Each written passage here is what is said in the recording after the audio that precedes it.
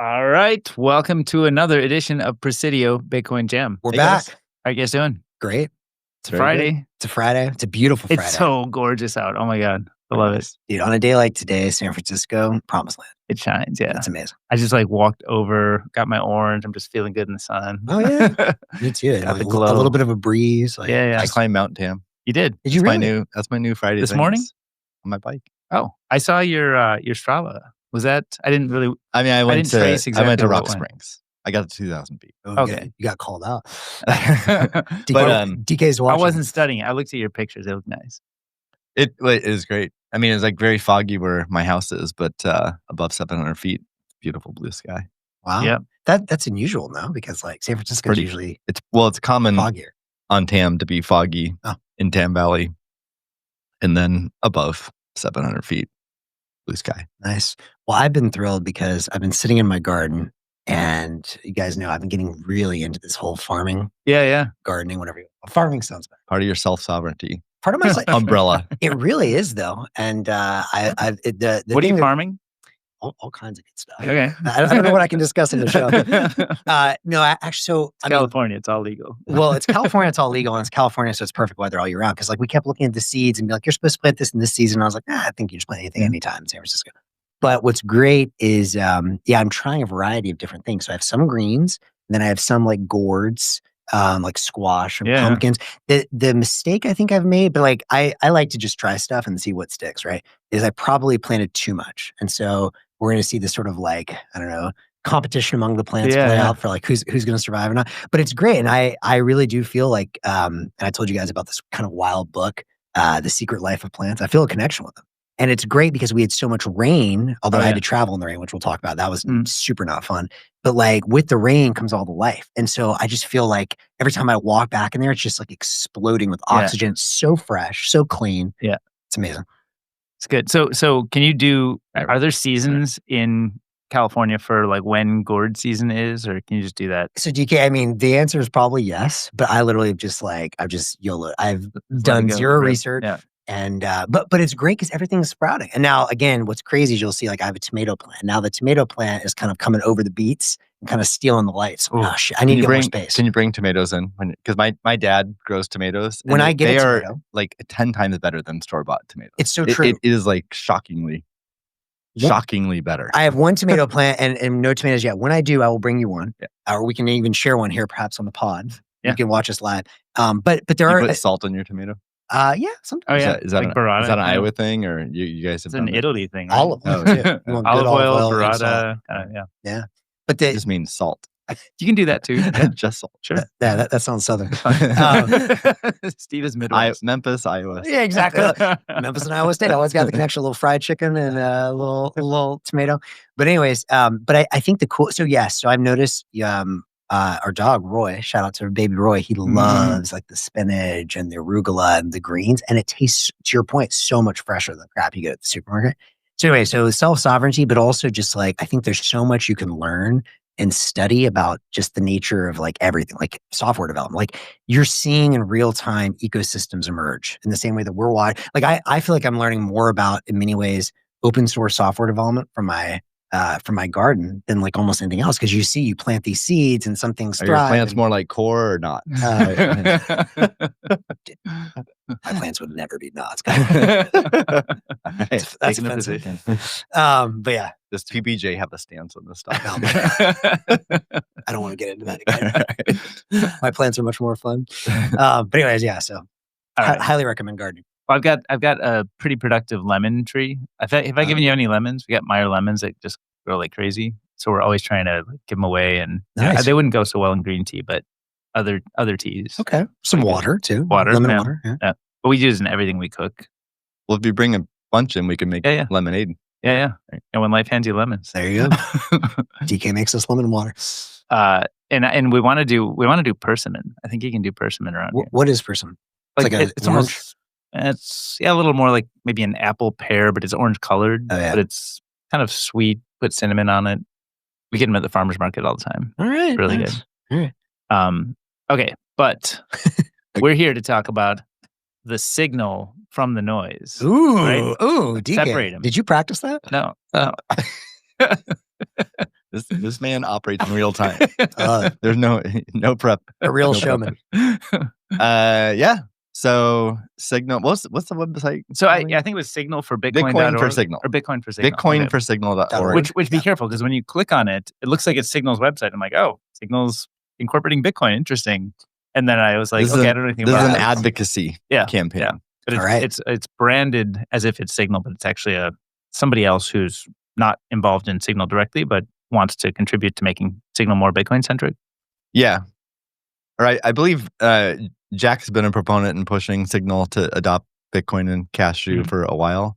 At BTC++ in Berlin, 2 weeks ago now, I think the hackathon project that won was adding Cashu and eCash to a fork of Signal.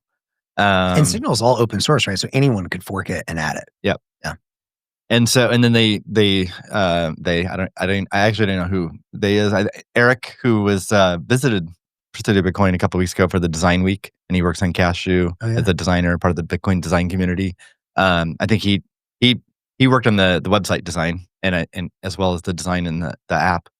And I'm sure Callie was involved, and I don't know who else is involved other than them, but they launched this website, which at least my take. I think it's it's an advocacy website trying to encourage Signal to do that. One notable thing about the website is that they use the Bitcoin B symbol instead of sats. So that's everywhere now, by the way. More and more people are adopting that. Yeah. Which, by the way, is a clarifying question, because I'm seeing more and more people. I've seen it now, obviously, with Square, which we'll talk about now with some of the Cashu stuff. I think Albi even has like that now too. How do you feel about using that symbol but calling it sats? Yeah, I'm very much at peace with that. So I mean, where the evolution of my own thinking, and I think other advocates of the Bitcoin B symbol, is that people can speak whatever they want. I like it. So don't police people's speech. People can call it sats, corn, coins, Bitcoin, bits, whatever. Say what you want. This is the Gen Alpha way to do that. What is this? It's like the Gen Alpha way to do like this. Oh, really? Yeah. Why do you know this? We hosted dinner with some kids. Right. Okay. Some friends who were young. Learn something every day. like 22, not like 12. All right. No judgment. But so say what you want. But the main push and thrust, I would say, is like in the visual UI. Yeah. Show the Bitcoin B symbol and not the word sats. Yeah. And that and like everyone who's seen that, I think, instantly gets converted. Yeah, me too. I love it. So it's far less controversial than like sort of demanding that people stop saying sats or whatever. I mean, and so I personally, I was saying, I went through a period of time not saying sats just to see how it felt, and now I say sats. Nothing wrong with saying sats. All right. Okay. Anyway, simple though. I like it. Yeah. So that was notable from the website. But let's talk more about Signal, Bitcoin and Signal. Actually, going back to all the way back to 2019 when I first started at Block and Spiral, Square Crypto at the time. Yeah. I met like at that time. It's like, oh, I want Bitcoin and Signal. I mean, I was already like a heavy Signal user, and I want Bitcoin and Signal. So I reached out to Moxie, who was still at Signal at the time, and met with him. He was in San Francisco, so we met for a coffee. And I asked him, I made the pitch, but also just wanted to hear his perspective. And he had a very reasonable perspective. He wasn't against it at all. And this is pre-mobile coin. He might pre-mobile coin in the product. I think he had already was working with Josh Goldbart, is it, on mobile coin? But I didn't know that at the time. Yeah. So, but he said, the three things that were important to him and for Signal were all reasonable things. Privacy. Sure. The self-custody, like managing keys, like it needs to be brain dead simple. Like they can't have their users like losing their money because they mismanaged their keys. Yep. And at the same time, Signal didn't want to be a financial services company or MSB, so self-custody. And then the third was just UX scaling fee, like low fees and scaled up all their users. Right. All that's like totally reasonable. And if they were to help you manage your private keys, would that cause them to become an MSB, or you can do that without becoming an MSB? Well, I just mean you can protect the user from losing their keys if you don't give them keys. So if Cash App, like you can't lose your keys because Cash App has the keys. Right. But there also could be gray. But Cash App's an MSB. Right. Signal doesn't want to be an MSB. So I don't know if I got your question. So Signal doesn't want to be an MSB. That suggests like some variation or flavor of non-custodial or self-custodial, which we can get into that topic later too, because that continues to. Like if Signal were to say like, hey, we'll let you log in with your phone number and we'll help decrypt keys that you have. You can also have the 12 words and go away on a different place. So we're not like controlling it. We're just like helping you with it. Yeah, there's a variety of solutions. There's a variety of solutions to like back up your private keys. Mm-hmm. Like Photon Project and Moon Wallet has a solution, and BitKey has a solution. I mean, there's lots of And if you do that, you don't run into any risk really of MSB. Well, again, I think it's a gray area. Like for Moon Wallet, I think they let you just back it up, encrypt it in your Apple Drive or Google Drive, I think. Yeah, which I think is probably fine. For sure. Yeah. I mean, there's a variety of solutions on how to manage your own private keys, and if it's self-custody, then it's not an MSB. Mm-hmm. Yeah. But it's anyway, this is 6 years ago. Yeah. There's been a lot of progress in the last 6 years. But his criteria was he doesn't want their users to lose money. He doesn't want to be an MSB. Yep. That's reasonable. Yep. So all those are reasonable. And then over time, and then I quickly learned how much work we have to do to be able to deliver on those three requirements. The good news is, if you look at the past 6 years, there's been tremendous progress on all of those fronts. On all those fronts. But again, as we've talked about on several episodes in the show, there's still no one solution that checks all boxes super, super strongly. There's trade-offs. Did they have a fourth requirement though, which was to do a giant cash grab in the process? Yeah. Well, then in the interim, they integrated mobile coin, which I always thought was a joke for all the typical pre-mine token reasons. But I mean, what mobile coin did deliver though, it was based on SGX, just like Signal is. Yeah. It did offer nice privacy properties. It offered a way to scale and provide self-custody. But to the degree that you trust SGX. But at the end of the day, there's no demand for mobile. No one's ever heard of mobile coin. Right. There's no demand for it. Is it even? I didn't even know. Can you turn it on in Signal? I've never even seen it. Yeah. Like, where is that? Is it like buried in settings? If you go to, I mean, there's a wallet. If you go to settings, there's a wallet. I'm curious. But you have to like buy it at some exchange and then deposit it into your Signal wallet. Yeah. So that seems. Yeah, I mean, it's not a mystery. It's not a mystery that it has not caught on. Do you think that the Signal team is kind of? I saw on was it bitcoinforsignal.org or whatever on the website, they kind of made a claim that like mobile coin's not really going anywhere. And do you think that the Signal team has come to that conclusion, or do you think they still are pushing mobile coin to be a thing? I know as much as you do. Okay. Yeah. Well, I'm curious. Has anyone? I highly doubt. I mean, I have no idea, but I would guess. I mean, Moxie's, as far as I know, no longer involved in Signal, and Meredith has been the CEO or president or whatever the leader for several years. And didn't they I would guess that Meredith has no. She probably wasn't part of the pre-mined token. Right. She didn't get rich off of it. Right. So she probably doesn't have any mobile coin baggage. So I would guess she's just like it's not a priority. Let's get rid of this thing, or that would be my guess. And was that all before? I think was it Jan Koum from WhatsApp came in and gave him $50 million or something. That predated all this stuff. That was all before the mobile coin stuff. Yeah. Yeah. So I'm curious. Obviously, I don't think it looks like either of you guys have used mobile coin. Is anyone listening to the pod? Please drop in the chat if you have. Like, I've never seen anyone do it. I'm curious if there's a single mobile coin user out there. I'd be curious to learn about that. But if not, despite us having a very large live audience, I'm still guessing no one listening has used mobile coin. This is a scientific study where if no one in our extremely large live audience answers, like clearly Signal, this is your signal to switch. Yeah, I mean, I think this is such just an important story over and over. I mean, I have a ton of questions for where Signal ended up, and by the way, I think we mentioned last week, Meredith Whitaker is now on Oster, which seems like a great sign. So she can see the power of like, oh wait, there's already, hundreds of thousands of users that have access to Bitcoin on here and stuff like that. But I think this is like the one message to just hammer home over and over and over again to everyone is open networks versus closed networks.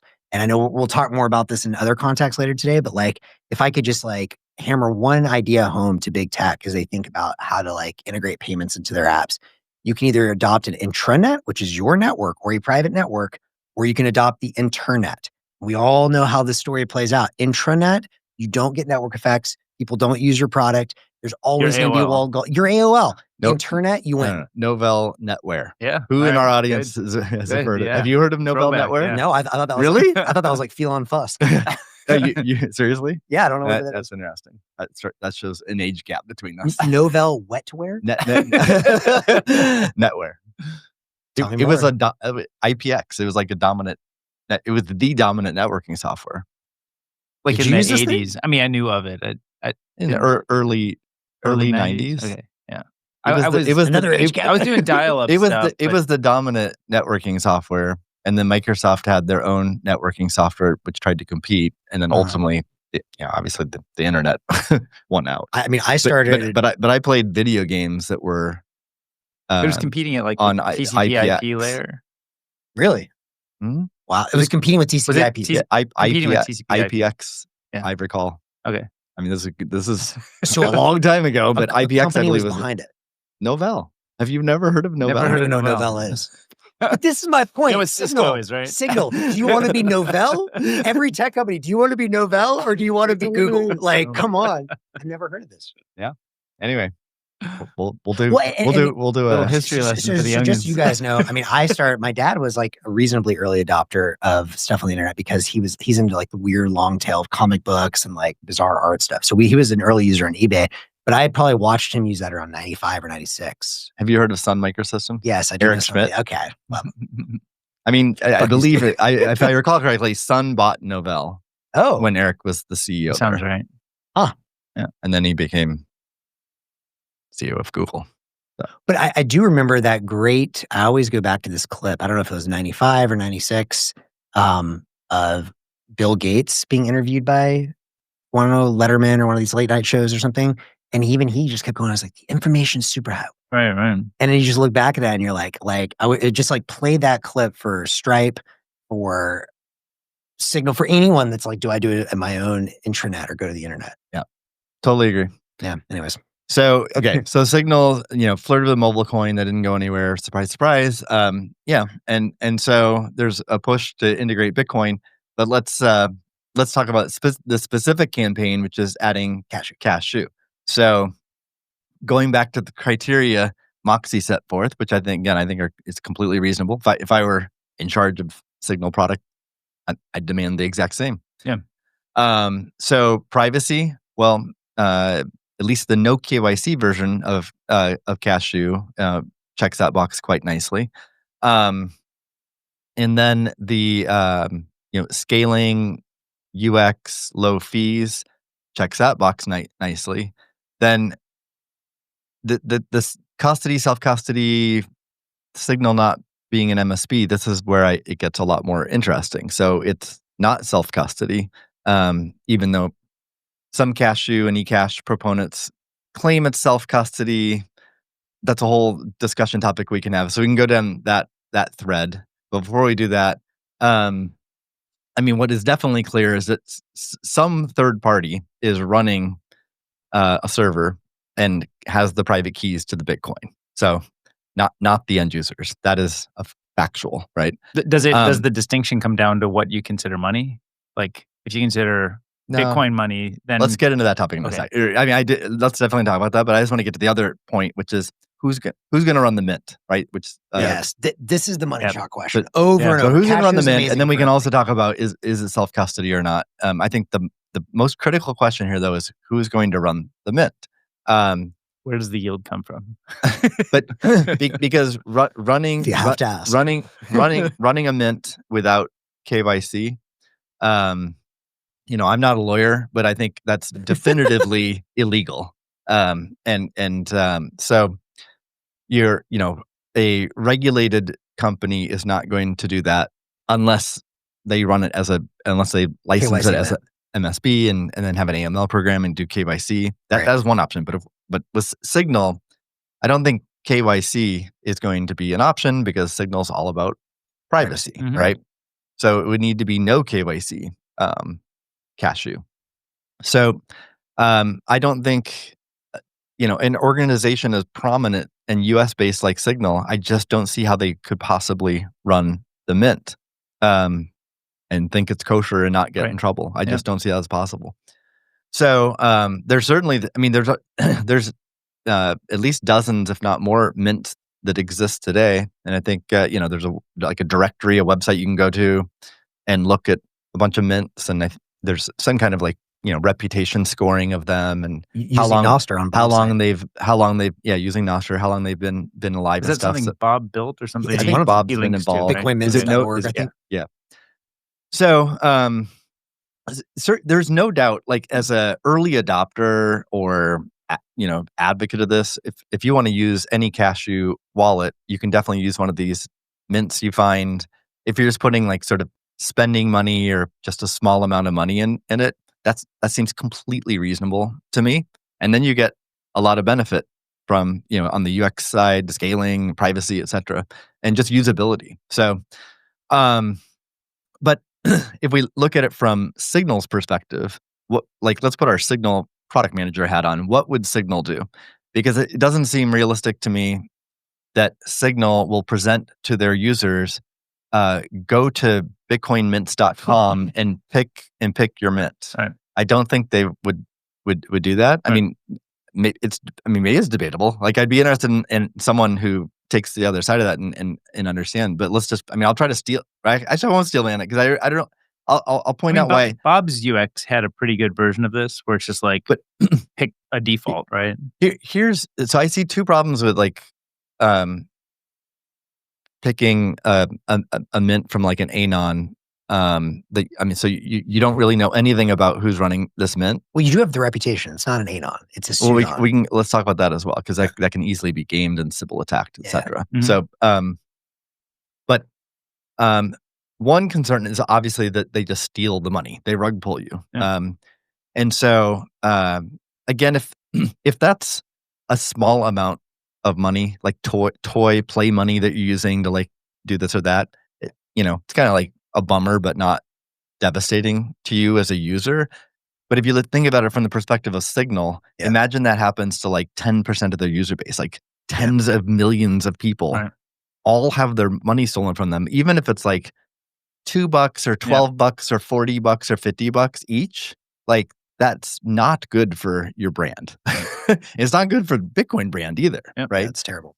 So, but the second concern is not theft, but just someone running a mint and they no longer want to run the mint. Maybe they're worried about legal liability. Maybe they're just tired of doing the operations. Maybe it grows so much that they get scared. I was okay with $5,000 in this mint, but now there's $5 million or $50 million or $500 million in this mint, and they get scared and they shut it down. Yeah. So when they shut it down, how do you get your money back? The only way you can do it, each user has to proactively take a step to move their money elsewhere. Yeah.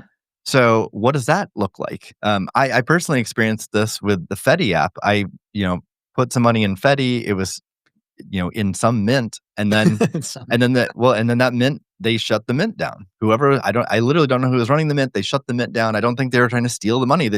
It was early and they just wanted to shut it down. I didn't get a push notification, so I didn't even know. And then my money's gone. Yeah. Even if Signal were to do a push notification to 100 million people saying like, move your money, that's a horrible user experience. Then what percentage of those users, how big a window of time? Like a mint operator might give a 90-day window, or they might be just like, I'm out. Yeah. Or 1 day or whatever. But even if it's a 90-day window, what percentage of the users actually see the notification, act on the notification? Yeah. People are busy in their life. So I just don't see a credible way for Signal to run a mint themselves or to rely on third parties. The only way that I could see them relying on a third party is like if a a very established brand like Coinbase or Block or River or Lightspark or whatever, Fidelity, JP Morgan, whatever, some established brand that says we're running a mint, but the only way they're going to be able to do that is if the KYC. And then Signal could just do it themselves as well. But that seems to break the requirement of that Signal doesn't want to KYC their users. I have a ton of questions of this, but let's start with the KYC piece. Is it that they don't want to KYC the users at all, or is there some middle ground? For example, my understanding, and I know Bob is much deeper on this, but is that there's still a lot of gray area on like what exactly you need, because you can KYC a user in and you have to have some kind of like risk management or AI system to like guess whatever who's who. But like once you have the tokens out, the tokens are out. And to be clear, the tokens, and this will get into the self-custody thing, think of it as a Chuck E. Cheese token that's private, but it represents whatever's in the mint, Bitcoin, dollars, whatever. So once you have the tokens, if you have to KYC to get it, I wonder if that would be okay with Signal if you do it through their app. But once you have it, they don't know what you're doing with it.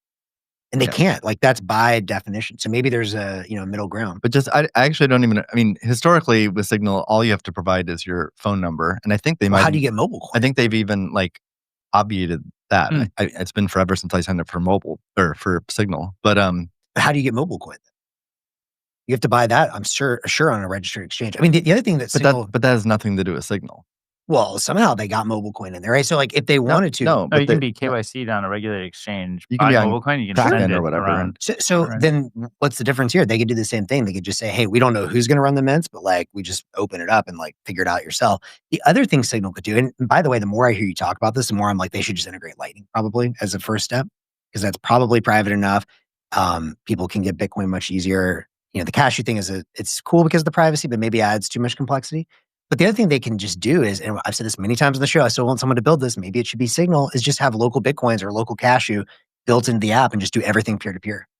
But let's, I'm happy to cover Arc, Spark, and Lightning and compare, but like let's thoroughly cover Cashu though, because that's what's announced now and there's a push behind it. Yeah. And I mean, for anyone listening, like I'm an advocate for eCash, for Cashu, Spiral funds Cashu developers. So I'm not a hater on Cashu at all. And I'd love to see it work out. I'd love nothing more to see a great Bitcoin. I check all 3 boxes of Moxies for Signal and have Bitcoin, no question. I'm just left with this question of who's going to run the mint.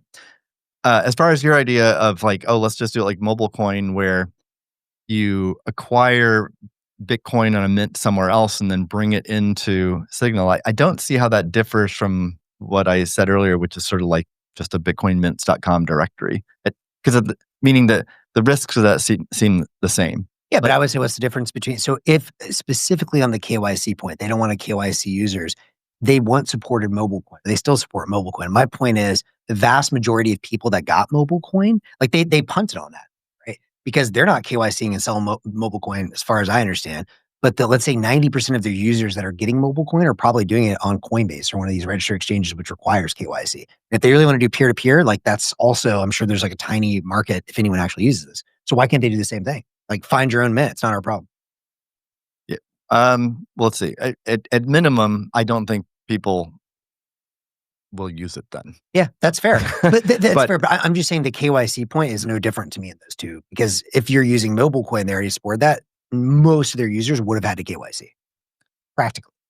But so like, let's walk through what would, like I open Signal and I'm shown some splash screen saying like, we support Bitcoin now. Mm-hmm. And then like, let's walk through what the copy is, or like what are the instructions to the user? So that deposit here.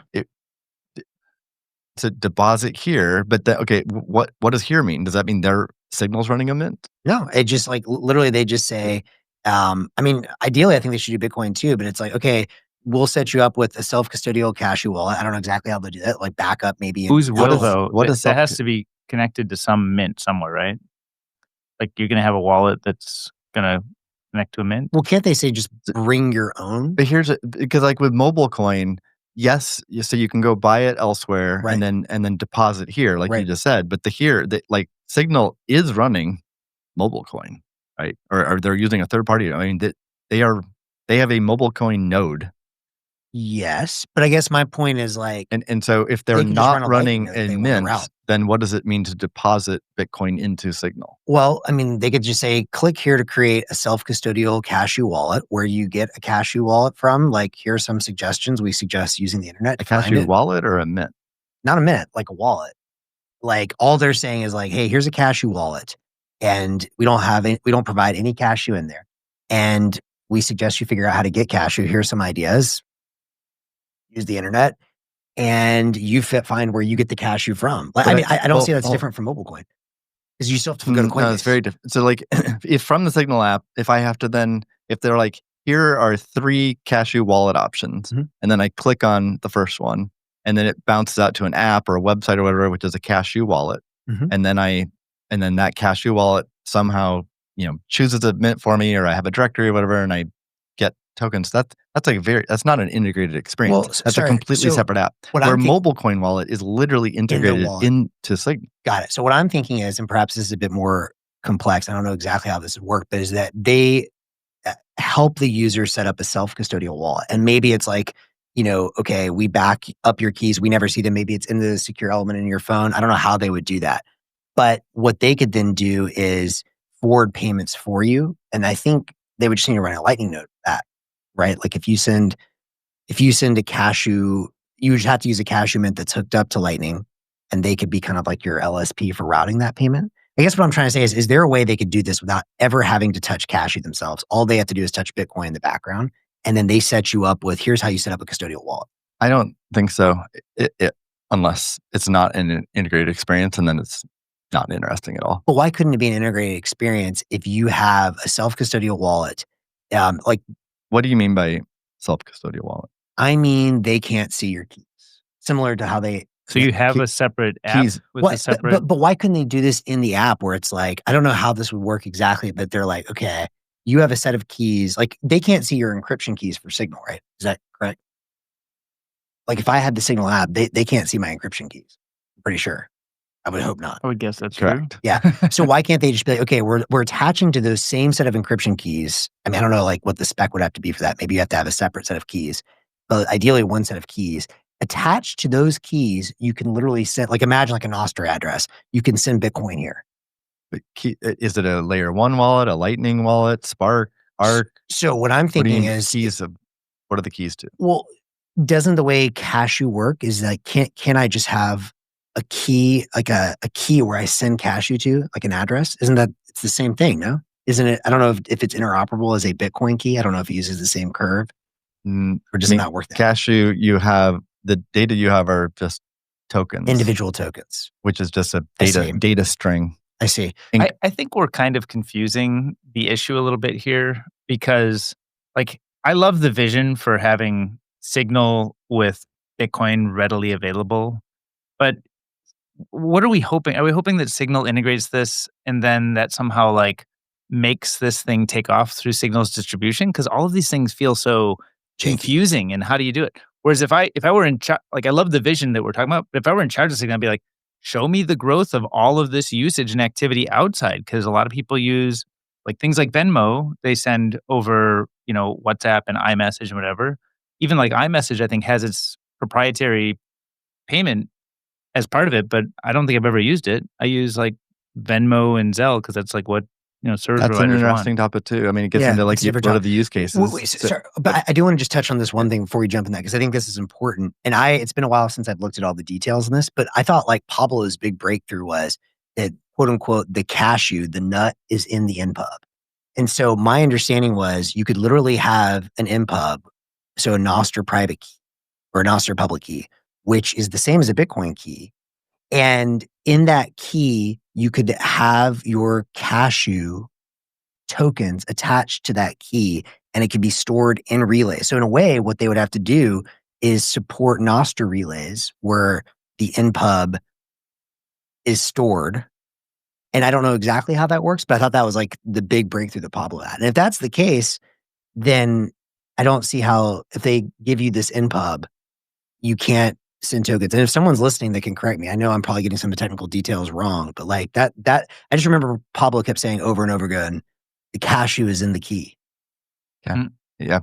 Maybe we'll We need to go deeper We'll do on this. homework after the show, because if there's a path there, obviously I'd love to learn it. But critically, the key insight that I remember is you're storing it in the relays. Like you can as long as you have your private key, you can access your eCash in whichever relays you've selected to store it. Yeah. So it's more of a call for Signal to integrate Nostr, which okay, we'll figure this out for next time. But so I still have the question: who will run the mint? And no one's been able to answer that. That seems like the hard one, and I That's think the only question that matters. Ask that forever. Is it? Well, I just I would like to be an advocate. I'd like to go yell and scream and do whatever I can to get Bitcoin and Signal and via Cashu, but I'm not, because if I put my Meredith hat on or the PM of Signal hat on, I would be asking who will run the mint. And so until I can answer that better, I don't see how I can be a champion for that method. How far are we from? We've talked before about an AI agent running the mint that still nobody really controls, and to me that. I don't think we have it fully figured out, but to me that seems like the most promising path to get there. And you could imagine some sort of AI agent that's open source software that runs in some environment, and that maybe people donate to pay for the infrastructure.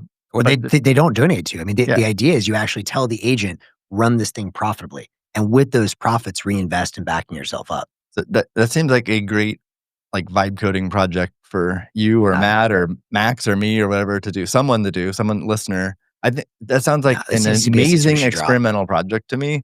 But I'm sure there's at least a dozen things that'll be revealed while building it, which make it impractical or infeasible or too risky or whatever. Today, so I'm not shitting on the idea. I'm just, to me, that's it would be an amazing experiment now, but it's certainly not.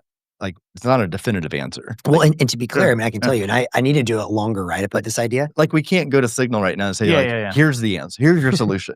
But I think maybe the thing I'm suggesting is let's figure it out independent of Signal and prove it. Because I think going to Signal and hassling them to integrate this thing that we don't even have an answer to is kind of backward. Let's make the answer outside of Signal. And make it easy for them. Venmo works really well, non-integrated with iMessage, but it works really well. Yeah. So let's prove that we can make it work really well. And then once everybody's using it and it's so obvious, they're pasting links into Signal, then we can say, hey, Signal, let's make this thing that already works much better. And then I think as a product manager or Meredith, whoever, then you have a really strong case to be made. So I have many ideas around this. And I think that it's a very promising idea. I think, frankly, whoever does it is probably going to need to drop it Anon like Satoshi, because it's also, I mean, this is the most subversive, crazy idea. It's not even subversive. It's dangerous in a way, because you're starting digital life. There's things we need, right? We need the GPUs that you can pay for in Bitcoin or in Cashu, which don't exist yet. I mean, it doesn't even need GPUs, just regular CPUs. Yeah. Very low-end hardware could run this. Right? That's true. It's true. So what I think we should do is, after the Type 1 Summit, which is taking all of my attention now that I've got a bunch of other stuff done, I think I've had this idea. I'm going to drop it here on the show. Yeah. You may remember, okay, actually, both of you guys. Steve, since you're flexing some early 90s stuff. By the way, Austin points out that Novell was based in Provo, Utah, which is where he is. So it was a sales company? Everyone knows Utah's got the Mormon salesman. So what I think we should do is, do you remember in the early 90s, 1993, 1994 era, I believe, I was barely conscious then, but there were these artificial life conferences. Kevin Kelly was at them. A lot of the Santa Fe Institute guys were at them, but it was a thing. They had these artificial life. And I highly recommend one of my favorite books of all time is Out of Control, which is Kevin Kelly's 90s book. It's his best one by far. And in my opinion, it still reads modern, even though it's 30 years old. I think what we should do is, a lot of these guys were the true wizards of that day, and they were all at Apple, and many of them probably just live here, in this, Santa Cruz Mountains now. We should bring it back and do Artificial Life 3 or Artificial Life 4, whatever vintage it's on, but with a Bitcoin and Cashu kind of focus. And so bring all of these great minds back together, but this time be boys, we've got your digital ATP. We've got your life currency now. You want to form digital life? We got the tools, and come away with the goal of hackathon. Maybe we even attach a hackathon with it, get Callie and the best hackers. We want to leave this with artificial life birth. So Autonomous Life Summit. Yes. like Type 1 Summit, Autonomous Life Summit. Yeah. I mean, I like ALS. I like the way you. That's actually like fun for the Bitcoin community. I like the way you've organized Type 1 Summit to not.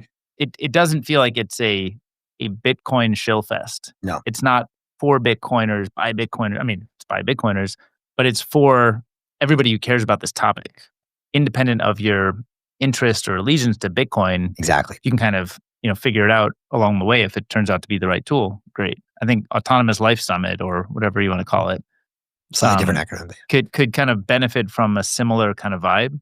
That's not like, hey, we've got the answer for you. It's called Bitcoin and Nostrum. It's like, hey, autonomous life. How do we want to build it? And here's some tools that might be interesting. Might be interesting. Yeah. And actually, I love it. This is what I was talking with Alex about yesterday. Obviously, we love all the Bitcoin conferences. We've all been to many, especially us, many of them. But what I like about the Type 1 Summit a lot, and what I think this could also benefit from, and I think it's part of our mission at PB, which is to expand from the current members of the cult to the new members, which is going to be the rest of Silicon Valley, is it's in the background, right? It's like it's there. We're certainly, we're gonna have a ton of Bitcoiners there, but like half the folks that we have coming to the summit are like people at Tesla or people at Google, or like, and I don't think they're anti-Bitcoin, because if they saw it's hosted at Presidio Bitcoin and they were anti-Bitcoin, they would probably refuse the invitation. But it's all about energy. And oh, by the way, they're going to realize, like all these really smart Bitcoin miners, like we talked about, like why are all the early mining companies now the ones making all the money in AI? Maybe there's something there. And I think similar for artificial life, like I think it's also a big step we can make. I'll never forget, it was very kind of sad to me. It was actually one of the sadder things in the last couple of years of my life was when we went to the Kevin Kelly thing, his library thing. Yeah. That was so cool. I love seeing Kevin Kelly's one of my heroes. I love his book so much. And it was just, it was a little crushing when I mentioned, I work in Nostrum Bitcoin. I could just see his face like, oh, crypto. He's like, I don't like all that shit. Yeah. It's like, no, you don't understand, man. This is like so in line with you. Just like the crypto people have so tarnished the beautiful things we're trying to work on. And anyways, reclaiming that and getting people like Kevin Kelly just to see the broader picture of, no, this is part of evolution. You're missing the point because of all these like scammer fucks. Anyways. Yep. Yeah. It was sad. It was very. So we got a bunch of things I want to talk about. Well, maybe we'll talk about use cases of Signal and Bitcoin in a future episode. Okay. That cool? Yeah, sure. Do you have any ideas? Just like high level, any that come to mind?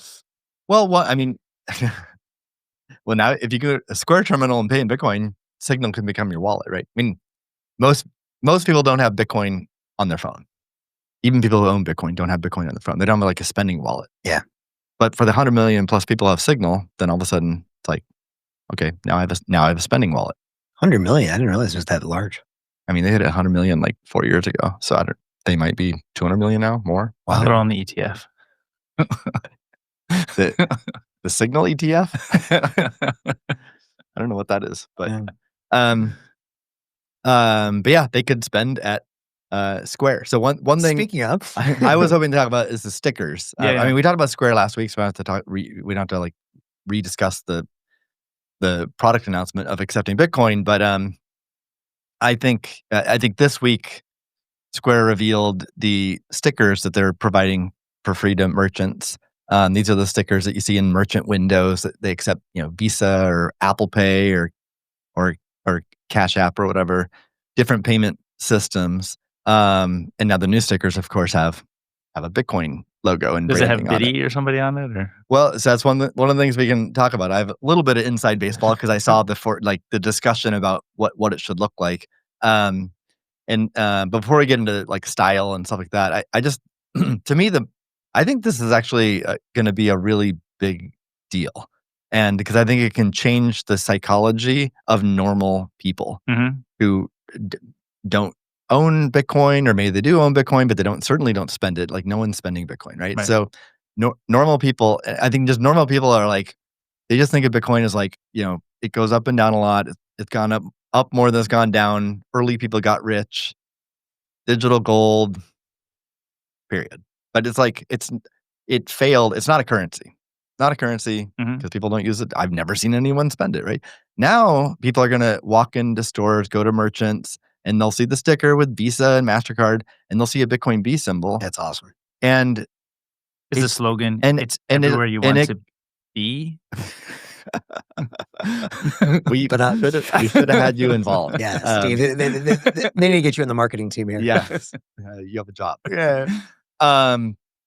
Even if no one is actually even using Bitcoin to spend at Square terminals, just seeing the Bitcoin B symbol, it makes you think. It's a perception. It makes you think, oh, people must be spending Bitcoin. It's here. It's arrived.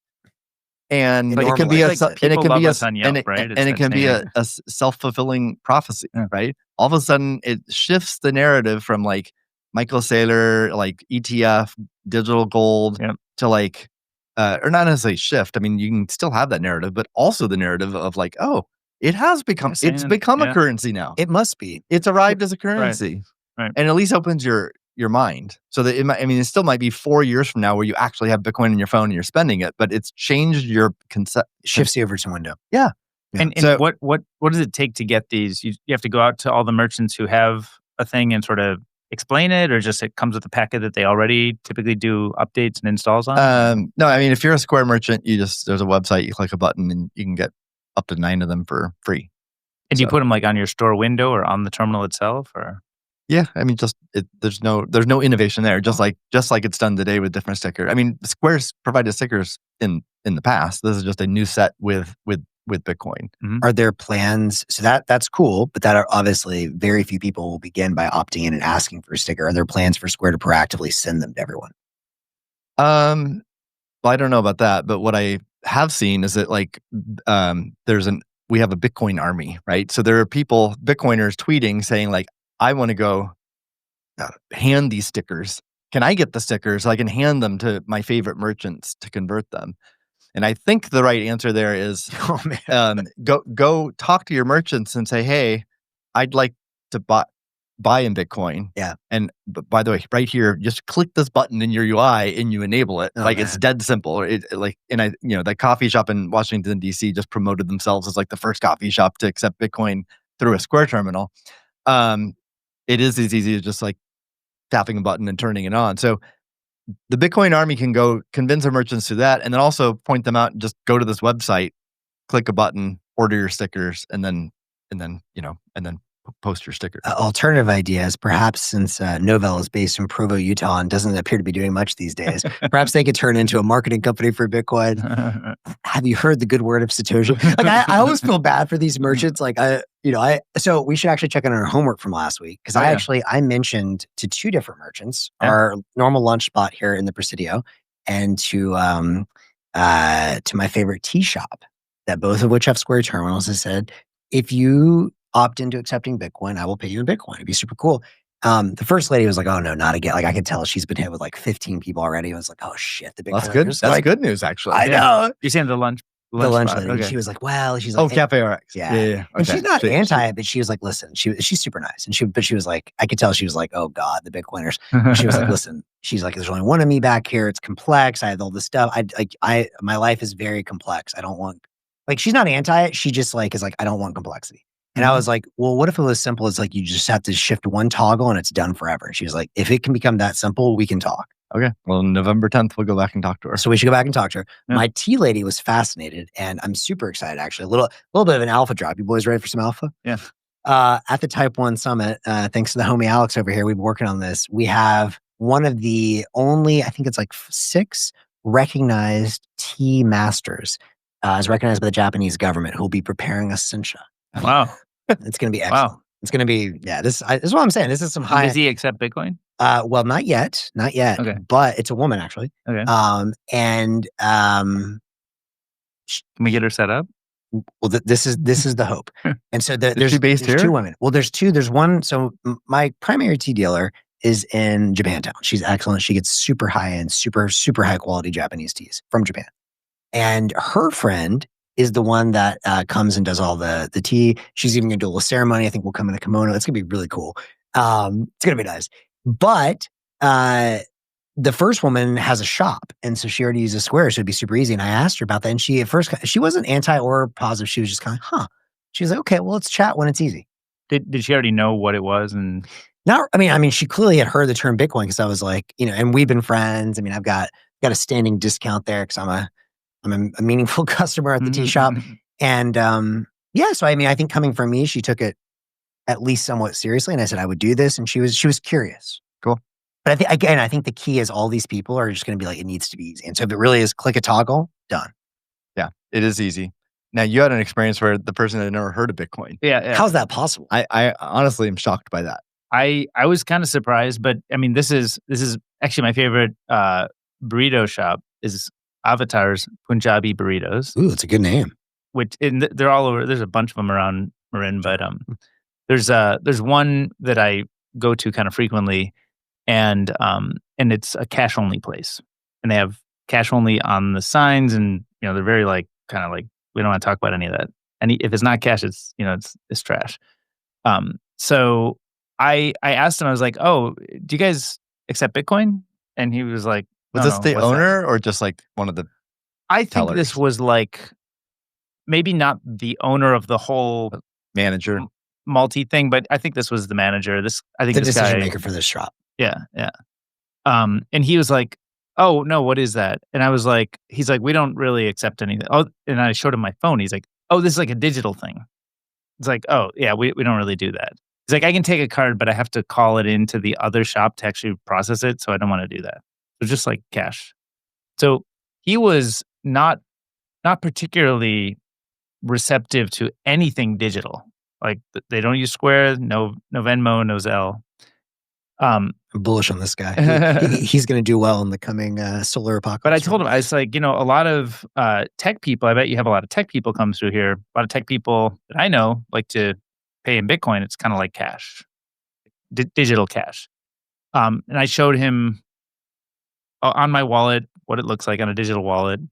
And he was kind of like, okay. Didn't really, I don't think he really internalized what I was talking about. But I said, well, I bet you like gold, right? And he's like, yeah, of course, gold, yeah, of course. I said, well, this is I bet you like digital guns, gold, right? So he just was not familiar at all with the concept of Bitcoin. Never heard of it. Didn't know the concept of digital gold. But I think he was mostly turned off by the fact that it was a digital experience. Yes, we should try the sales pitch of saying, hey, how would you like receiving a gold coin? Yeah. For a burrito? Right? Yeah. We can try it. Anyhow, well, thanks for reporting. And did you do your homework? Yes, Steve. I did not do. Bro. I indirectly did my homework. I did not do the prescribed. You worked on some open source software. Yeah. I'm dealing stickers. But yes, I will report back. Yeah, I'll report back. Okay. But by the way, on that topic, so one thing we should talk about. So I met some interesting people at the Lightspark thing. So we should touch on their announcement as well. But one of the guys I met who I'm going to invite over, I actually didn't realize they were still local. I didn't realize they were still around, was blockchain.com. Oh yeah. Do you know they're still operating and I figure all these early crypto companies have giant treasuries because they're various whatever endeavors in crypto. But it sounds like they're coming back to Bitcoin, so that was cool. And he was a nice guy, we had a good chat. But he was telling me, I didn't realize, he was making the point that a lot of folks like this Punjabi guy or whatever you were talking about, that, apparently in Costco, I knew you could buy gold, but apparently they're selling out, which is interesting. Yeah. But apparently you can buy a lot of gold. He was like, oh yeah, like $10,000 to $100,000 worth of gold. I don't know if that's true, but that sounds kind of insane to me. At Costco? Yeah. Oh, why does that why is that? I don't know. That's a lot of money to spend at a Costco. I think there are daily limits, but $100,000 of gold fits in a small portion of your palm of your hand. Is that true? I'm the opposite of this guy. I have no idea what the physical world. We should teach you about gold. Gold is this new money. I'm not anti-gold. It's I don't know what to do with it. You can have a 10. You can have 10 1 ounce coins, and that would be $43,000 for real. And how big is it? How much is a bar? Like a big ass bar? We're talking. Think of the size of a quarter. That's about 2 inches tall. Yeah, a tube. Yeah, can hold 10 ounces, 10 coins, and that's $43,000. So if I held my palm out like this, I could have $500,000. Like an average home in the U.S., I think is $400K. So you could hold all of the value of an average home in the U.S. in the palm of your hand. I'm getting longer gold. Wow. Yeah. Didn't know that. Well, anyway, so I was surprised. Gold is up. I've heard it. We should touch on that point. But Because so it's up a lot. Well, let's talk about gold. But one last thing I just want to mention from this guy, which I thought was interesting. He made the point to me that he was like, particularly for some of this like older generation that likes gold, and probably a lot of immigrants, people from India. He was like, you need to be able to go into Costco, and like it would be an interesting product, and buy a physical Bitcoin. And I remember they had these back in the old days, Cashu's coins. Yeah. And then there was Ballet Crypto, these like thick metal cards that had like stickers. And I don't know how they implemented all the stuff to make sure no one jacked your coins.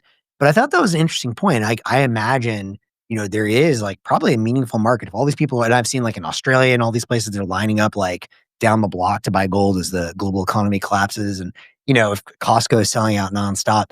I do think it'd be interesting for like this guy at your burrito place. Maybe he won't take your, newfangled internet thing, but if you went to him with a giant heavy coin, you're like, this is Bitcoin.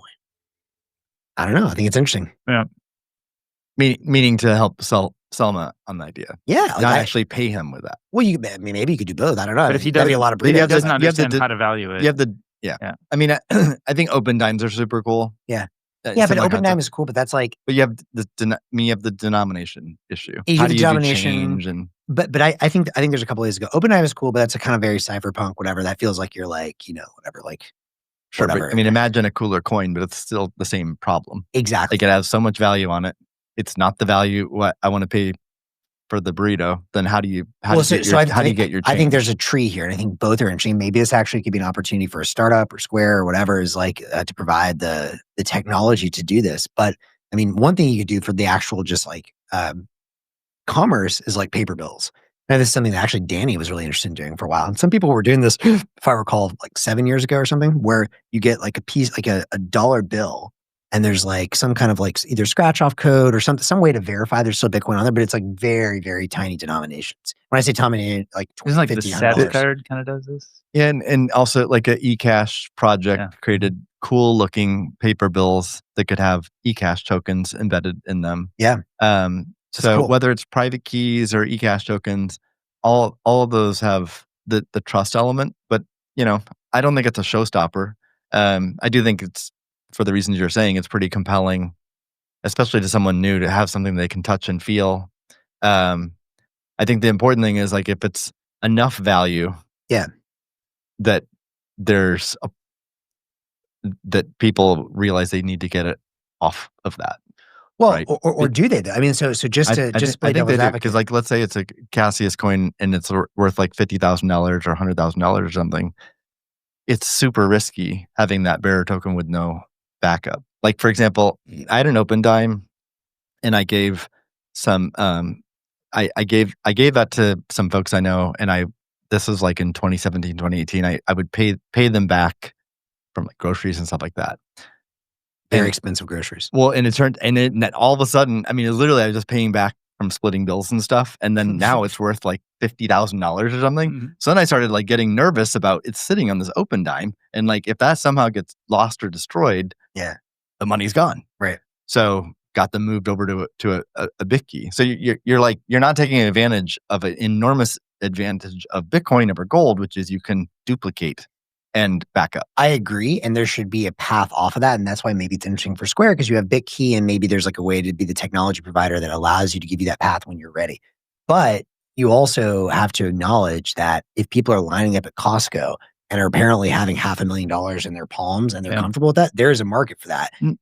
But still, there's a huge difference. Like with gold, I mean, it can survive fire, and like it. So could this though, right? Like, I guess my point is like, those like Ballet crypto cards or whatever. A little digital device. I think we're talking about two different things. I'm talking about you have like a heavy, like if you're doing, let's say you have $50,000 on here, it shouldn't be on a damn open dime, right? We're talking on like $100 metal card, like something thick, heavy that you put into a safe. It'll melt. Like the survivability of gold is better than any kind of private key storage. Here's a crazy idea. Put it on, I don't know, gold or platinum, and then now you got double bling, right? All I'm saying is like there are a lot of people who understand this idea of I have this thing, I put it in a vault. If I lose this thing, I lose it. And they're okay with that risk profile. And it's great if then over time, I now realize it's digital, I can kind of off ramp. But again, so I think this is actually a good transition point. I had an LP emailing me, and it's kind of funny. He's like, hey man, like just curious, like why is gold mooning while Bitcoin is not? And it's like, well, first of all, again, what time frame are we talking about? Like 2 years ago, Bitcoin was like under 30K, right? So, what are we talking about mooning? But to your point, Steve, you can't argue that like gold is just crushing it right now. And so one debate I've had with various people in chat, it's up to like $30 trillion. Is it really? Market cap. The market cap of gold? It was 10 trillion just a bit ago.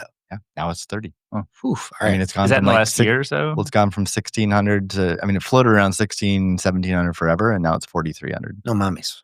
Mm-hmm. I mean, it's just in the last 2 months, it's gone from like 3,000 to 4,300. Is there some sort of like obvious explanation for that? Is it like repatriation or some geopolitical concerns and stuff like that, or probably central banks buying? So China, Russia. So this is the question. This is what I'm getting hit with and debating with people in various chats and having LPs asking me is like, they're like, okay, well, basically, why is it gold and not Bitcoin yet? And my simple answer, I mean, short answer, no one knows, right? Like, you can just guess. My guess is old people still run the world. And the old people are still comfortable with gold because they know it, they get the narrative. So, I heard someone else saying this and I kind of agree with him that like, this is probably the last cycle where gold is what moons while there's an economic crisis. And maybe the next one is Bitcoin. Also central banks.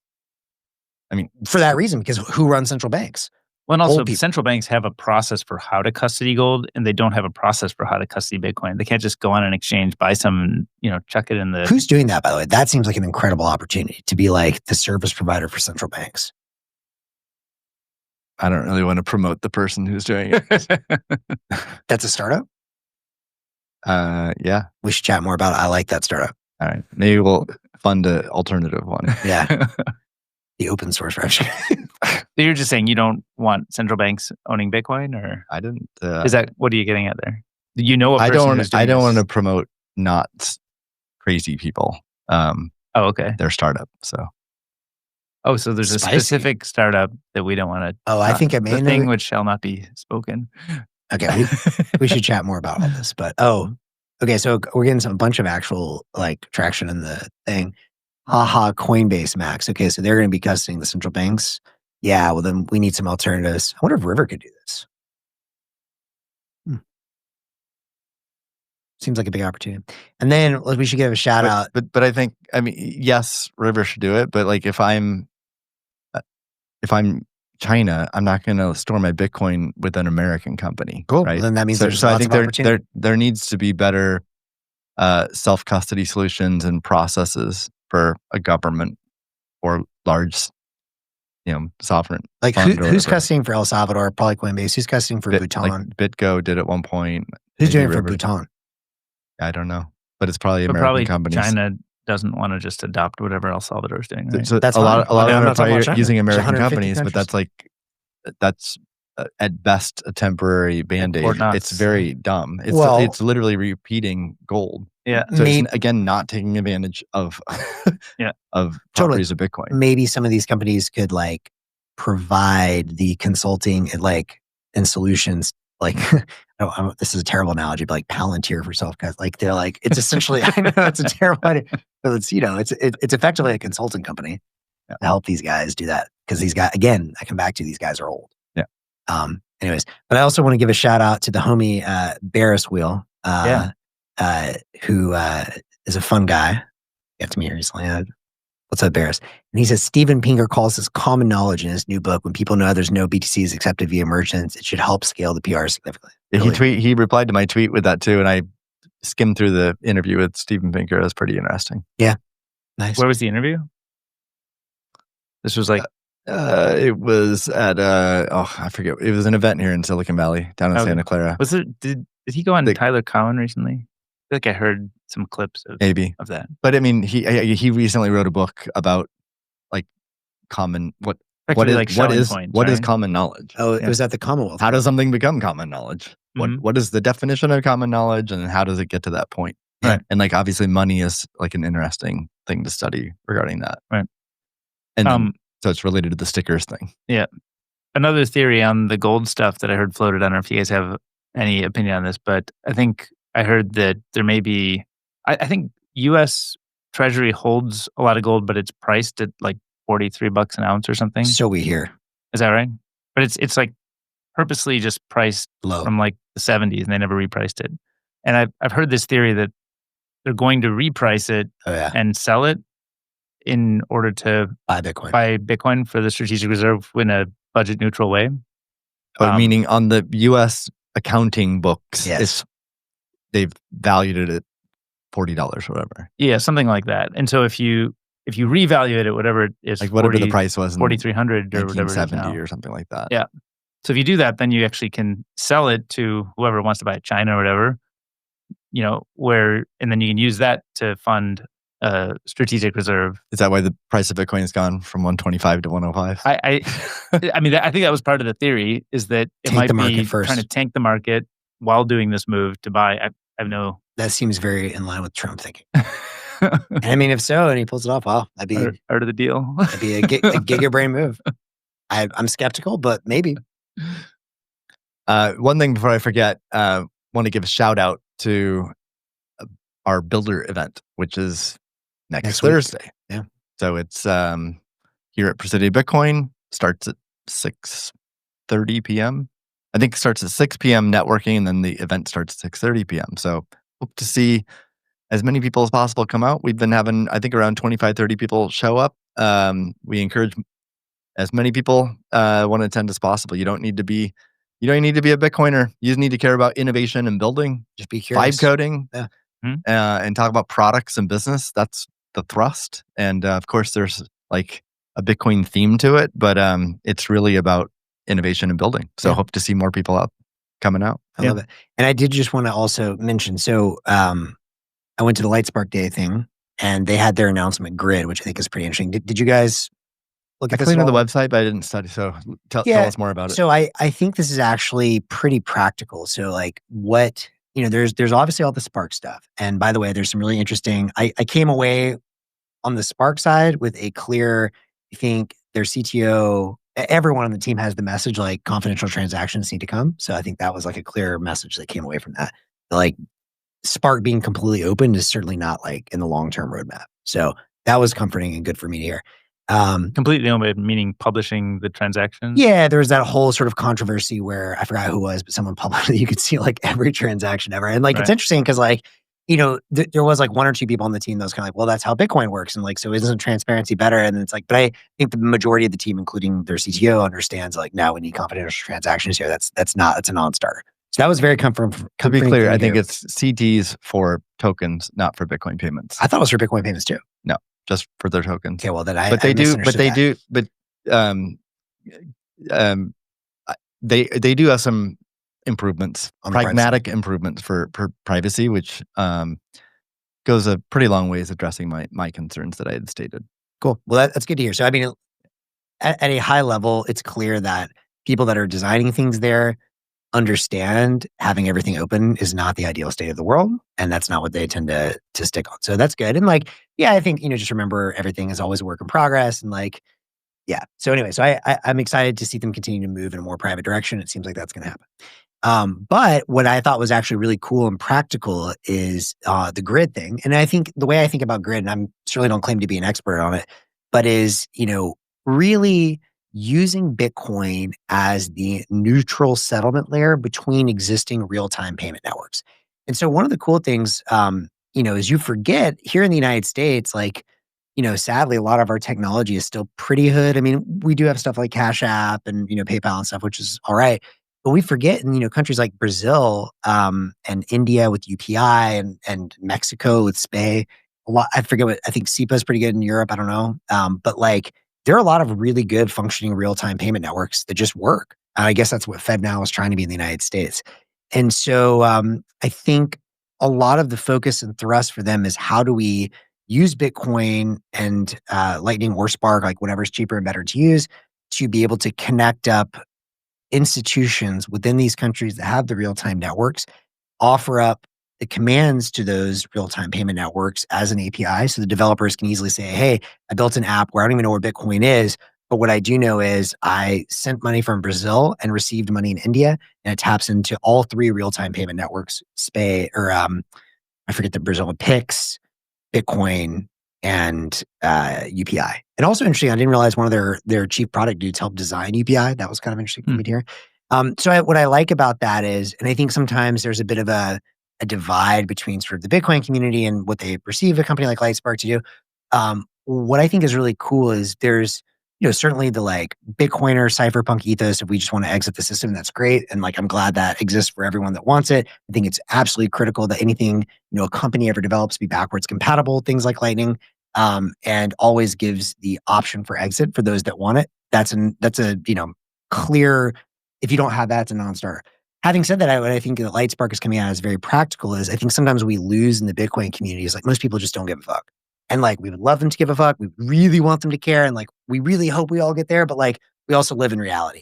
And what's really cool that I think they're focused on is a separate problem, which is just how do you build the glue to connect all of the existing payments, not to help people check out of the system, but rather to expand the amount of commerce that happens in the traditional KYC world. And that's also extremely useful. So I'm excited to see what people build. I mean, I think,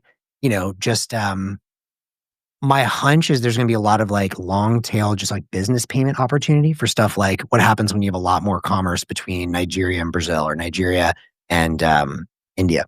So I like it. This is a 1-day event? 1-day event. And you went to it. I'm curious, what are your impressions? I think there are quite a few products or integrations announced that were also DeFi and tokens in that world.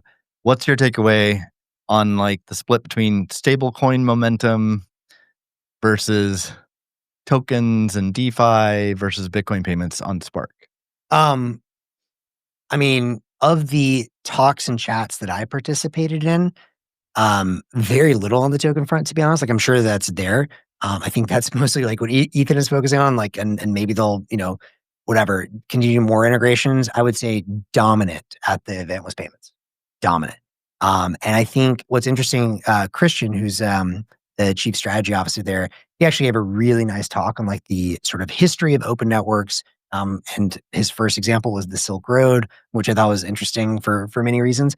But it was really nice to hear. I mean, like, I will say it was by far my favorite part or presentation there. And it was good to see like he was not LARPing, like he really has done his homework. He really believes in open networks, and that was great to see. I think there was also, to be frank, frustration on their team, or not, maybe not frustration, but just like exasperation. Like I think a lot of us feel too, where it's like, the corp chain thing, because it's like these guys all spun out of Facebook and they tried to do corp chain in 2019. And, the reality is if they had tried to do that today in what year is this? 2025. I lose track of that sometimes. Then it probably would have worked, to be frank. But to your point, you've always made, Steve, administrations change, right? So I think there's some frustration on their part, which I totally understand. I feel the same way, where it's like, I mean, Stripe and all these like scammy companies are going to get away with stuff for a while. But I think it was encouraging for me to see from David all the way through the rest of the team, the commitment to like, in the long run, open networks are going to win. We may have to go through the desert for 3 more years or however long it is, but like eventually open networks have to win because Stripe is never going to integrate with Audion. And is Grid, that you were talking about, Grid is like a product that they announced? Or like kind of a developer tooling. Because my understanding is that Lightspark has kind of the traditional Lightspark business, which is kind of, I think of it as integrations with banks. And then there's Spark, which is kind of like the indie bottoms-up developer like approach, or the hope to sort of instigate that ecosystem. Is Grid part of the more of the former? Is it from like Lightspark or is it from a third party? No, it's from Lightspark. Okay. And so the key, my takeaway is those bank integrations are very valuable because, like, again, if you want to access PIX and UPI, that's really cool that now you can have normie real-time commerce between Brazil and India. No one even knows what Bitcoin is, or like it just fades to the background, right? Which is always, that was kind of the mission of companies like Strike and a lot of other companies in the early days, right?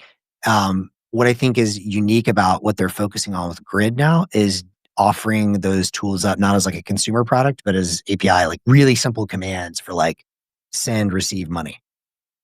So a developer could now go in there and build, I don't know what kind of app, but like some cool app that takes advantage of 3 real-time payment networks, 2 of which are proprietary, 1 of which is Bitcoin. So I came away like more bullish and encouraged on the whole direction of the company, but also sharing in some of that exasperation of like, are we going to have to go through one more corp chain shitcoin fest before we get to the promised land? But isn't it going to be like stables could run on that, and that feels like the kind of thing that you could actually build momentum Totally. on, right? And I think I think that's David's whole point too, which I totally agree with, is he's like, this other corp chain stuff is not going to work because you're not going to be able to interconnect all the corp chains. Now, how long does it take everyone to realize that? How much greed do the companies doing this have to go through first before they accept that reality? But in the meantime, and I think he's a very reasonable guy in all this, where he's like, look, we have to deliver a better real-time payment experience or we don't deserve to win. But let's talk about that. How do they practically do that? So let's say there's some dollar on Spark, and then you want to pay someone who's has a wallet that has Tether on Tron or USDC on Base or what have you. How does Spark, what's the solution to that? I mean, we talked about the solution before, so I sort of know the answer, but what's the solution that compared to if Spark didn't exist? So how does the open network help this problem? So one thing, I don't actually know the answer to that because I don't think that was the focus. I think the focus, frankly, so I think that's almost like a separate set of product lines, like to your point, more bottom up. I think the focus was much more on what I saw the original Strike model as, which no stable coins. It's just we're bridging between payment networks and Bitcoin and Lightning because we can have each institution running a Lightning node to run it for them. We can do the real-time settlement. I think the difference is now they're plugging into the real-time proprietary networks within these countries and offering that out to developers API. Yeah. So we don't even need stable coins. Exactly. You don't even need stablecoin. You're just bridging. That I understand. And I do think that's slick. I thought it was slick. I mean, I used when Strike said that, I used it in Ghana at a restaurant. I forget if I mentioned that on the show before, but I think I've told you guys. Paid a bill and I used the Strike app. So it's dollars from a US bank in my Strike app. And I just punched in the mobile phone number of this restaurant in Ghana, and they ended up receiving mobile money exactly through that, right? And so it's that. I didn't have to understand that system other than typing in a phone number, and they received what they normally expect. And in between was the Lightning Network and Bitcoin. Yeah. So that's my understanding what it is, with the added advantage of more connectivity with more regulated financial institutions plugging into this, offering more off-ramps, on and off ramps, and offering it up more as a developer-focused API versus a consumer app. Yeah. So honestly, I'm more bullish on that than I am than a lot of the stablecoin. I just I never understood, I like this, and again, it's almost I almost view there's two different camps, and I would encourage the Bitcoiners just to remember, it's if you really want to go cypherpunk and unplug, that's its own thing, and it's awesome, and it's beautiful, and I really hope we get the whole world there. But then there's this other thing of just using Bitcoin as the internet to bridge existing commerce intranets and build one giant financial open network. And again, as long as it's backwards compatible with Bitcoin and Lightning, then great. When people, kind of like with the gold coin, once they realize, oh, now there's all this other superpowers I get with my coin, there should always be a route off. And hopefully that's AOL did a lot for the growth of the internet. Exactly. One thing I haven't studied. So I've studied Spark a lot from the Bitcoin payment side, know it well, but not the tokens. I don't know as much about the tokens, to be honest. Well, then I'm not the guy to talk we'll do some homework, and I'd like to understand the relationship between tokens being issued on Spark and its relationship back to the Bitcoin network. That's a great question. To be honest, I'm wayless. I like this kind of old school, just bridge the payment networks way more than I like all the token crap. I think the token stuff is harder to create the same incentives when you run an L1 that is your own free money, because I think a lot of what works for tokens to instigate these ecosystems of token creators is to give L1 bonuses to them for doing it on your chain. Well, one of the kinds of things won't be possible. One of the things I'll say that was sort of an impression of mine, and this did not come from the Lightspark team so much, more just what I'm gathering from chatting with people, is I think that they're making a big bet on, in the long run, if you go sort of developer top first with consumer applications, that's how you become a giant company, right? Companies like Facebook and Google are sort of consumer facing. But that's a huge bet. It's extremely tricky. Very few companies ever thread that needle. It's a bold vision. Whereas honestly, in the short run, where I think there's probably a lot more opportunity, and I'm shocked we haven't seen more of this, not just from them, but from all the companies I work with, is just business to business payments. To me, this just seems like there's a huge opportunity of okay, now that we have Lightning working in I'll never forget one example between one of my companies in Brazil and in Nigeria. Once it was a very small example, and this should probably be done with like real enterprise sales teams and like real, it's not like these are like new concepts of like how to do B2B payments, but like apparently there was like a huge market that they helped open up, or a relatively new market for like buying Nigerian wigs to ship to Brazil or something, which was just like, what? Okay. But my point is like, for them, it makes a lot of sense because it's like, it's not some like, you're not trying to like focus on remittances, which are often really small. It's just like, there's like, okay, these guys ship products. If you offer them a new customer, it's like, it's a no-brainer. Should we do a few rapid fires? Let me start. Do you want a Nigerian wig? We're talking about actual wig. I don't know. I mean, like a hair, like yeah. Maybe. Are you trying to suggest that I need a little like, extra hair, Max? Dress up as Max for Halloween. Let's do quick rapid fire. So, like, let's. Rumors are Saylor's going on Joe Rogan, or just went on Joe Rogan. Ooh. At least that's what I read on Twitter. I think somebody saw like his plane in Austin or something. So, but regardless of whether that's true or not, then some people replied saying like, he's not the best spokesperson to go for Bitcoin to go on Joe Rogan.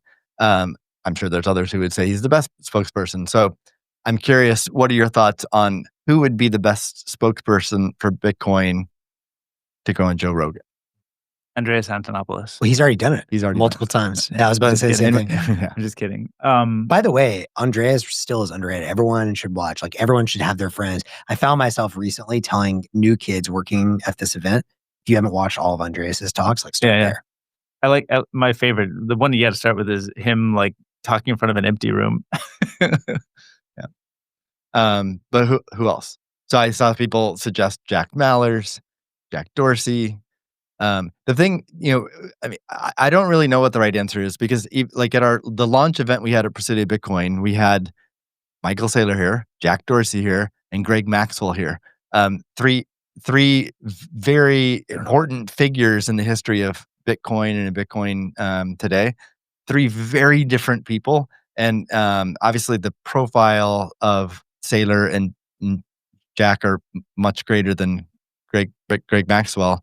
But Greg Maxwell arguably has, had a similar impact on the history of Bitcoin. But they're all three very different. They care about different things. They know about different things with Bitcoin. They speak about Bitcoin very differently. Right. But I see value in all three of their views. And then and then I think each would criticize each other's views maybe a little bit. Right. So I don't know who the right. It's hard to have. I don't think there's one. There's not one person, right? I mean, there's no leader of Bitcoin, and there's really no one who can, I think, adequately cover all the bases of Bitcoin. Okay, so I think this is really interesting. I think we should play this game. So I think Saylor is a great one for sure from one perspective, and I think I'm glad he went on there. It's awesome. I think Jack Dorsey is a great one for sure from another perspective, and I think Jack's been on there multiple times. So like, whatever, and Andreas. But like putting like the big, like obvious ones aside, if you each had to come up with one, maybe a little bit less expected, one or two, whatever, who would you pick to go on Rogan besides Jack and Mike? Get Steve on there. Oh, good answer. A little buttering up, I see. I actually think I think Greg Maxwell would be really interesting. I mean, he's extremely intelligent. He speaks, or he certainly writes very well, and I believe he would speak just as well as his writing. And it would just be such a good contrast to Saylor. Yeah. So I'd love to see both, right? And then have the audience see 3 hours of Saylor and 3 hours of Greg Maxwell on Bitcoin. And if you soak in both of those, I think that would be like very complementary between the two. My understanding, though, I think Greg Maxwell would be a great candidate. My understanding is Rogan is mostly not interested in money or like talking about money. He doesn't want to just show about money. So it's almost like you want to come with a little bit less of an agenda of like, hey, we're going to go talk about Bitcoin. And it's more like, here's an interesting person. And I think Greg, I don't know if you've been to his website lately or followed his stuff, but he does lots of cool like weird astro stuff, like space exploration from, the telescopes and stuff. I almost wonder if there's just like, here's kind of a cool, crazy hacker, science oriented guy, and he's a little bit more, money comes up and Bitcoin comes up, but it's not about that. Whereas I feel like you can't have Saylor without it being just about, store value, Well, and Greg also, if my memory serves me, was like a major contributor to Wikipedia, which that would probably also interest Joe. Okay, so I've got two answers that come to mind immediately. One answer, kind of, I would say in a similar vein, is Ben Ark. And the reason I say Ben Ark is I think Joe likes people that are like extremely intelligent and a little bit out there. And Ben fits both of those categories. And Ben is nice because he has a strong left libertarian view, which is extremely unheard of. Even though Joe may not agree with all of his stuff, I think he would be fascinated by Ben's incredibly erudite discussions of the history of anarchism, left libertarianism. Like I don't even know if Joe knows those things exist, but he would be interested in them. And the fact that Ben helped with Fiat Joff create Nostr, which I actually think in a lot of ways Nostr is more interesting to Joe than Bitcoin is. And so I think Ben would be is kind of one of the co-founders of Nostr, but can also speak on the Bitcoin stuff, calls himself BTC socialist. I think he would like that kind of thing. The other one I would throw out, this is, I'm not sure who exactly, I'm going to throw one person out as a placeholder, but is my homie Andrew Meyers from Satoshi Energy.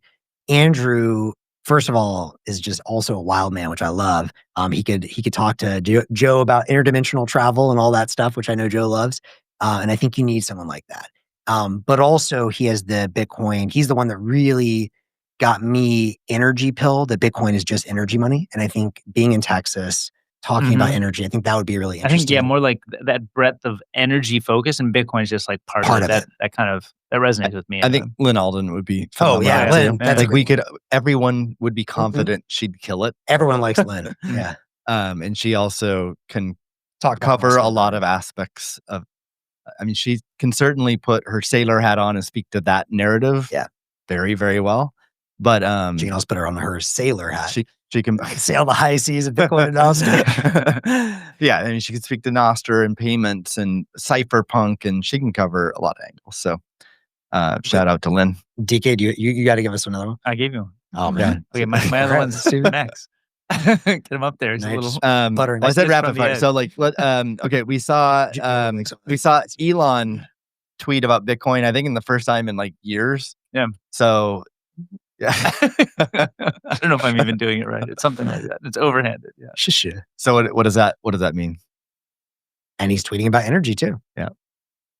I think it's big. I don't remember the exact tweet, but basically Elon saying like Bitcoin can't be printed. It's based on energy, which is another reason. I know after this we need to chat and to make sure Elon Fusk joins us for the Type 1 Summit. But I think if in case Elon is listening, we invite you to the Type 1 Energy Summit. We'd love to have you. We'd love to have you. And the whole plan of the summit is how do we go from this sorry state of civilization to harnessing all of the sun's energy touching our planet, and then get to Type 2 next. So we'll, maybe live with that one too. But I think one thing that I've noticed for sure is anyone who's extremely intelligent, who understands physics at all, this is based in energy always works. And I think it's no coincidence that's the thing that Elon sticks with. So I think the other positive thing is I haven't seen him tweet about Doge in a while, maybe after the not so successful Doge run, which is a good thing. And look, if Elon embraces Bitcoin, if we get lightning payments or whatever one day in X, that would be a game changer. Yeah. I'm a fan. And we're kind of running up on time. I don't even see the time. I've been like kind of just. I've got it here. It's 1:30. Living in the eternal now. You can look at his watch too. That's there you go. Oh wow. Convenient way to see the time. Good hack. So we probably don't have enough time to like get into the how to fund open source Bitcoin development topic, but at least it came up again. Tether announced donating $250,000 to OpenSats, and then Jack Dorsey replied saying like, only $250K, and he's funded like 17 minutes of operation, tens of millions of dollars. So, on one hand, like, thank you to anyone donating to Bitcoin. On the other hand, compared to Tether's profits, revenue, treasury, whatever metric you want to use, it would be kind of like us donating like a dime or $1 or something. Yeah. So, but it raises the question of like, expectations and obligations. Like, what should Tether's obligation be? What should other companies in Bitcoin space, what's their obligation? Are they obligated to fund it? Is it in their strategic interest? Either way, how much? What should be the expectation? Like, if it's in their strategic interest, how do you go about thinking about what percentage of our revenue, profits, or any other business metric you want to pick should go towards open source funding? I mean, I think to be fair, I mean, look, I think the whole ethos of Bitcoin is sort of voluntarism. Like, no one should or have to do anything. Like, I don't think that's a good message to ever send. On the other hand, I think from Tether's perspective, it's kind of like, guys, your profit numbers are public. And so in some ways, optically, and look, I mean, it's great. Anyone that donates, like, that's awesome. No one has to do that, and that's awesome. But it's kind of like it would have almost been better to donate nothing. And now it's just kind of like people are laughing because it's like, dude. And it's like, I mean, the way I think about it is, it's awesome that a company like Bitwise committed to giving 10% of their profits to Bitcoin open source. If Tether did what Bitwise did, bro, I mean, they would make Jack look small. Yeah, right? But they don't need the marketing value. They don't need the marketing value. But it's like, I mean, my understanding is a lot of these guys at the top, it's just interesting because it's like, and look, I mean, I haven't donated to it, so I'm not going to let he who is without whatever cast the first stone. They're probably doing a lot of other stuff, which is awesome. And like, in fact, I know they are, which is great. So, I mean, I know Tether has generally been a pretty supportive member of the community. But on the other hand, I mean, if the people at the top of these organizations, it's just kind of crazy because it does seem like everyone's like, oh, yeah, the Bitcoiners, we all want to like support this stuff. And it does seem like a lot of Bitcoiners are pretty tight. There are exceptions, and Jack is certainly one. The guys that funded our office, like, there are people who've really put their money where their mouth is, and it's awesome to see. But it's a small percentage. And you kind of get those who are generous are extremely generous, but it's small. But it's super small. And so, and yeah, maybe that's incumbent on all of us. Like, maybe we should all be giving more, and probably we should. Also, I mean, we're talking about Tether because they announced it and they got poked at a little bit, but there's so many other companies that have donated nothing. So, agreed. So I can argue it either way with Tether. Like, number one, thank you, and hopefully it's the start of the beginning of a lot more. Yeah. And I did hear from a source that that's the amount OpenSat suggested. So hopefully it is just it's a start, and maybe they can fund multiple funding organizations. Yeah. We don't know what all they've donated elsewhere, so I think that's important. Yeah, I'd love to see Tether start like their version of Spiral, right? Amazing. Start their own organization within Tether, hire someone to lead it, and then give them a budget. I don't think Max wants to do that. He's pointing at you. You're pointing at me. No. I'm in my garden. And then like give them, basically like Spiral, but their own version of Spiral. They don't like when I created Spiral, like it was like I looked at Chain Code and Brink and MIT DCI and all these different orgs and just sort of copied aspects of each, but then also added my own sort of flavor. And that's what I'd encourage anyone else to do as well. So I think that would be really interesting. But yeah, hopefully it's just the start of much, much bigger stuff in the future. And to all the other large companies that are, have a lot of profits, like, I think they could do more as well. Is there some sort of curated list where we can see all of the orgs, like maybe in OpenSats and a Chain Code and Brink, where you can see what they are, and maybe like, do they even have public addresses where you could make donations if you wanted? Like, if you wanted to donate $1, you mentioned that. Do you have to talk to somebody, or you can just do it? No, I know, like Brink and HRF, you can just do it. I'm sure all of them you can, but on their websites and like, so that it's a short list, so I can easily name them. Brink, Vintium, HRF, OpenSats, localhost as well. I actually don't know. Localhost started a year ago, funded by initially by Wences and Mark, the same two that funded Presidio Bitcoin.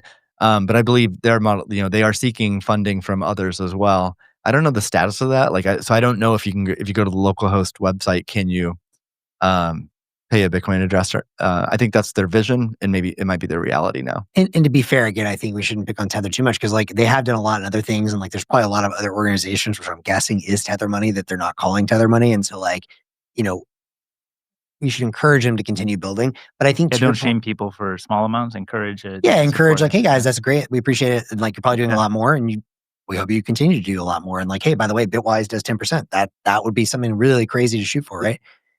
But I also think, to be fair to a lot of these donors and individuals too, because I think about that sometimes, and it's like, you always say, oh, one day if I get super rich, I'll like give back, and then very few people ever do. For whatever reason, there are certain people like Jack who seem to retain their values. Most people, as they get rich, don't seem to retain their values. Now, one thing though is that maybe they're busy people and they don't have a lot of opportunity. They don't know what's a good nonprofit. They don't know what's useful. And I think in the case of like Mark and Wince's, like they were extremely generous, but someone had to like come to them and be like, hey, here's a great idea. And they're like, yeah, this is a great idea. And so I think, if anything, you mentioned like a bunch of these organizations. Bantium was Lucas from Lightning Labs. He just had a vision. He went out there and did it. And he talked to people like John Pfeffer and others. And like there were people who were very generous, but like the real scarce resource is never money. The real scarce resource is doing the hard work and the legwork, having a truly great idea that's fundable. And so I think if anything, maybe this is another call for more people. If you have a beautiful vision you want to see in the world, just do it. And probably the money will come if you do something good. Yep. I mean, Presidio Bitcoin is literally that. Exactly. Because Wences and Mark approached me and a few others wanting to create Chain Code West, which ultimately became localhost. But we also convinced them to do Presidio Bitcoin, which is a very big initiative. And, it was like us and a few other people who created a vision, and here we are. Yeah. So vision is more important than money. The money will come. But last thing on the funding, I think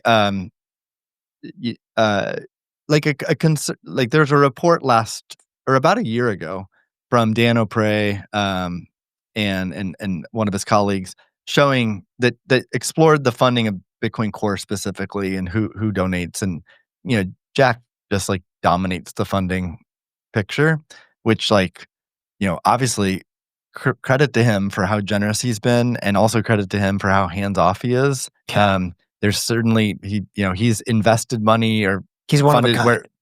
Where he doesn't necessarily like the direction of some of the people doing certain things, but he's very hands off. And so, but it's disproportionate, right? It's unhealthy for Bitcoin to have one person be such a major donor. So for other people, like whether it's individuals or companies that have big bags, it would be much healthier for Bitcoin if they were at least collectively matching how much Jack is funding. And also, to be clear, like we don't know what people are doing anonymously as well. And we probably do know for some of these organizations, but we have a pretty good, there's not like some hidden $50 million Bitcoin dev fund that we don't know. It's secret. Well, and I was going to say, it's awesome to get back to Bitcoin, but I also think, in something that I hope I will remember if this ever I'm in a position to contribute more, would be, do you remember like the Pineapple Fund? Remember how cool that was? They just like gave money away to like do, I don't know, like I just feel like in general, I think Bitcoiners are going to increasingly be in a position where they can do really cool things for the world, and it'd be awesome to see not just Bitcoin development, that's certainly one of them, but like more bold ideas that the status quo won't fund. I think that's one area where Bitcoiners can change the world. Yeah, that's the future. That's the future. Yeah. All right, with that, we'll wrap. All right. Good. Thanks, guys. Good chat, guys. Sweet. Always fun. Bye-bye. Bye.